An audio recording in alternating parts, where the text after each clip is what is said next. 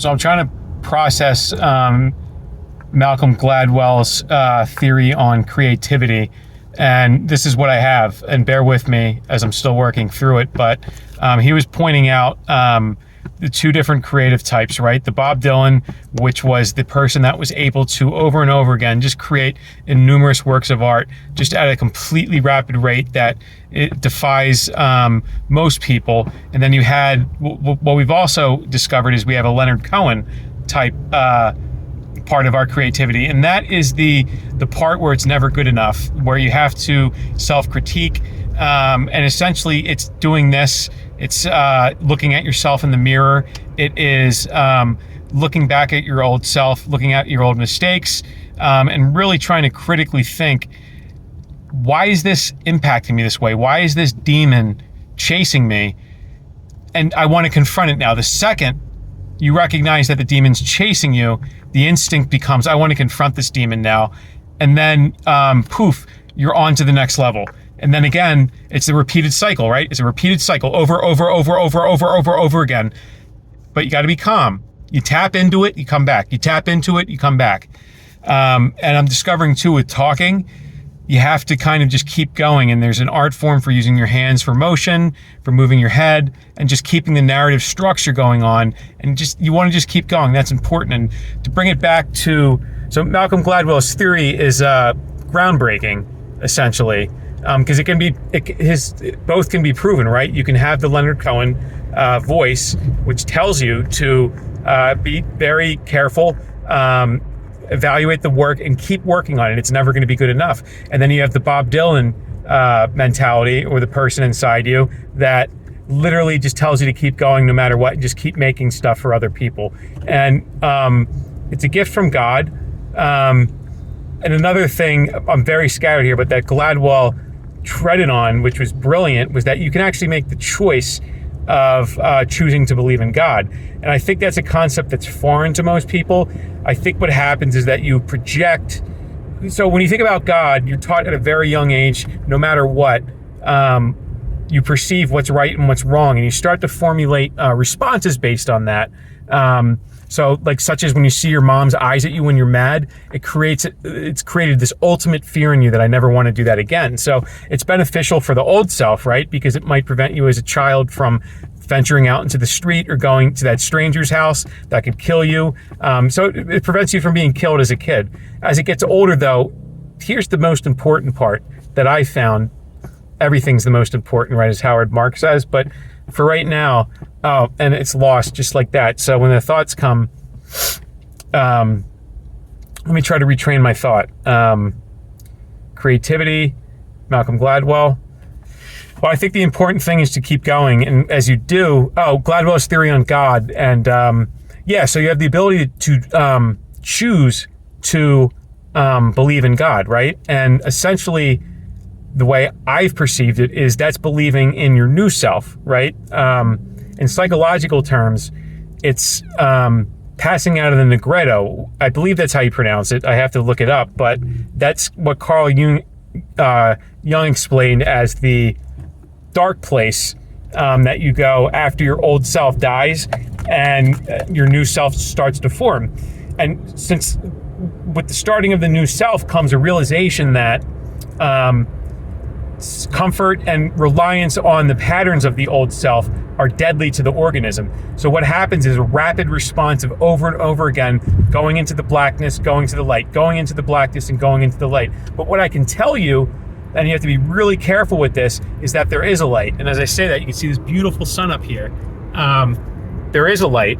And I think the point of the light is to I don't know what the point of the light is, to be honest. But to take a calculated guess, I think it's supposed to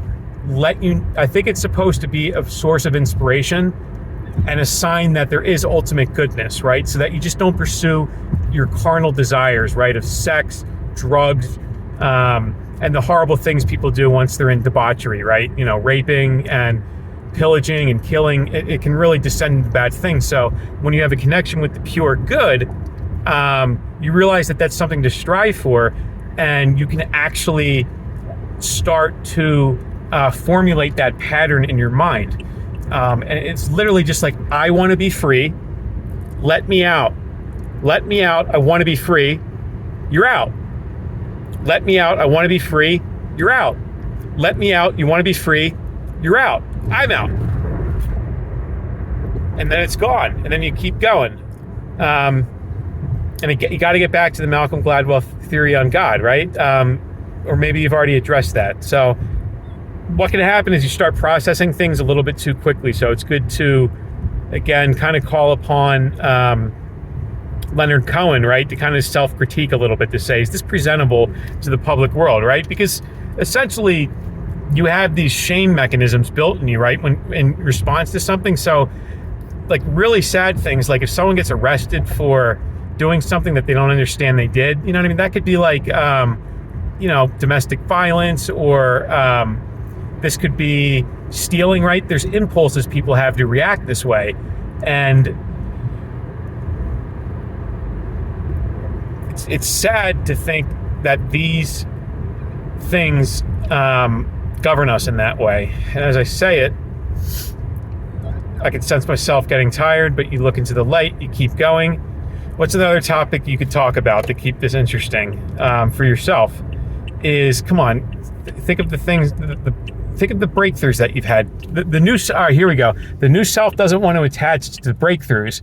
There's something in the divine where you're given like the aha movement. And I think a lot of people have looked at this like, I like to cite people for credibility, but what happens is I have a desire for external approval. So I feel bad for not citing people, but what happens is if I cite sources, I think I might say I need to depend on how they thought, right?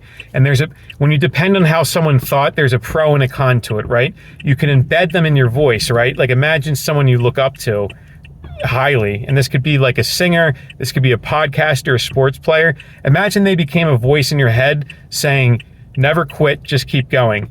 What can happen though is they also become the negative voice in your head, and they can turn on you in the worst ways. You can come to rely on them, and then what happens is that person you've created, ultimately, if you don't confront it, is going to turn you down, because it's a projection of your brain. It's nothing else of that. It's not the real person. And I don't know the consequences of it yet, because there's a lot of people that I'd want to interact with, but there's an instinct to stay quiet, to stay cool, and it's a long learning process.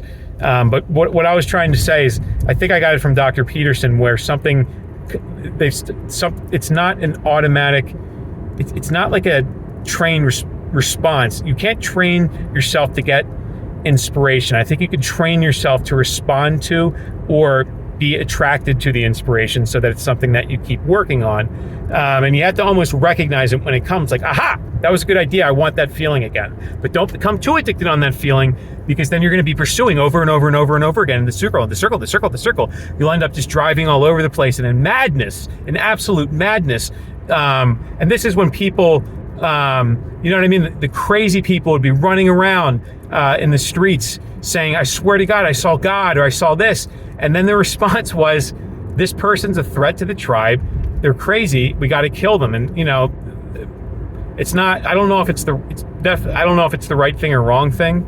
But deep down, I know it's the wrong thing, to ever kill someone.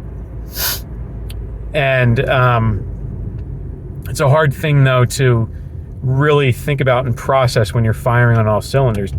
To kill someone is to take a life. And you have to be of the mentality that it's not our job to take the life. And I know it's born in Christianity, that life is sacred, and I think most religions somewhat have a tenet of that, but you would never. Then you have the base instinct though, right? If someone's a threat to your kids and their safety, your instinct is going to come over and you probably have to kill them. So again, it's that dual nature. And as you kind of start feeling the tiredness, you got to wind down and disconnect, and then just continue at a different time.